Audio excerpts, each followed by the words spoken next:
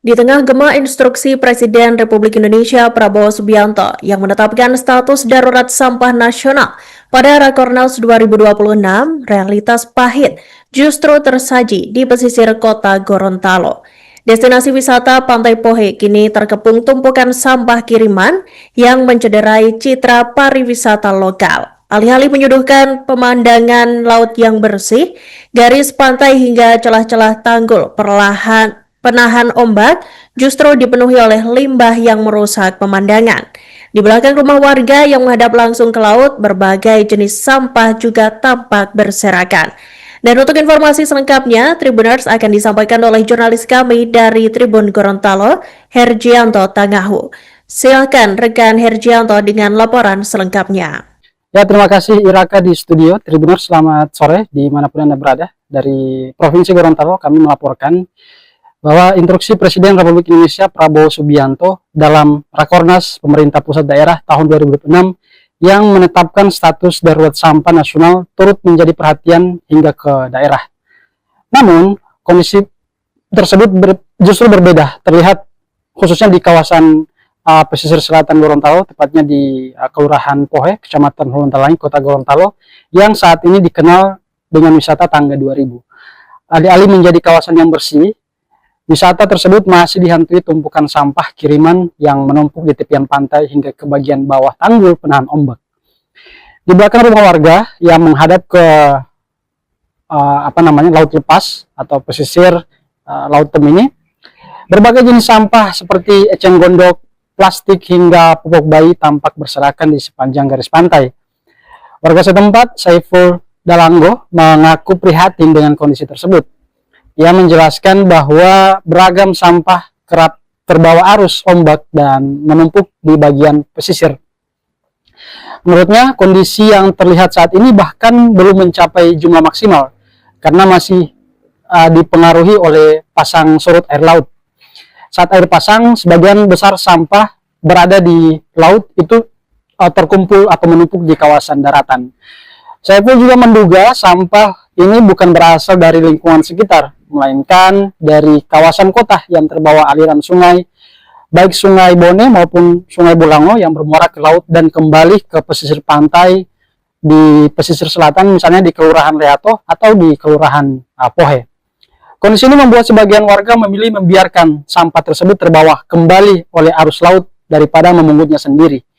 Ia mengingat pernah ada kegiatan pembersihan sampah oleh mahasiswa KKN, serta aksi bersih-bersih yang melibatkan aparat TNI sekitar 3 bulan lalu. Namun kondisi itu kini belum terlihat lagi. Kondisi serupa atau kondisi ini sangat memprihatinkan dan berdampak langsung ke lapak para pedagang yang berada di sisi bagian kawasan pelelangan ikan Gorontalo yang masih berada di kawasan Pohe. Sejumlah lapak terlihat kumuh dengan tumpukan sampah plastik yang tidak tertata. Di bagian bawah tanggul penahan ombak, berbagai jenis sampah seperti plastik, botol pecah, hingga sampah organik berupa kulit durian dan kulit jagung menumpuk dan diduga sengaja dibuang sehingga memerlukan pembersihan secara manual. Pantauan di lokasi juga menemukan banyak sampah plastik tersangkut pada ranting kayu dan rerumputan di sepanjang pesisir. Tumpukan tersebut mengubah wajah kawasan yang seharusnya menjadi ruang relaksasi bagi wisatawan.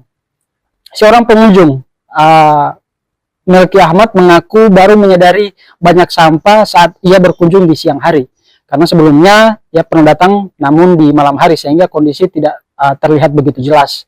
Ia menilai persoalan sampah tidak hanya menjadi tanggung jawab pemerintah, tetapi membutuhkan kesadaran masyarakat, terutama masyarakat yang tinggal di kawasan sekitar wisata.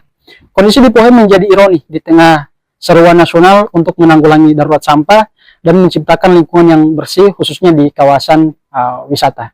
Dari Gorontalo kami melaporkan, kembalikan ke studio. Terima kasih.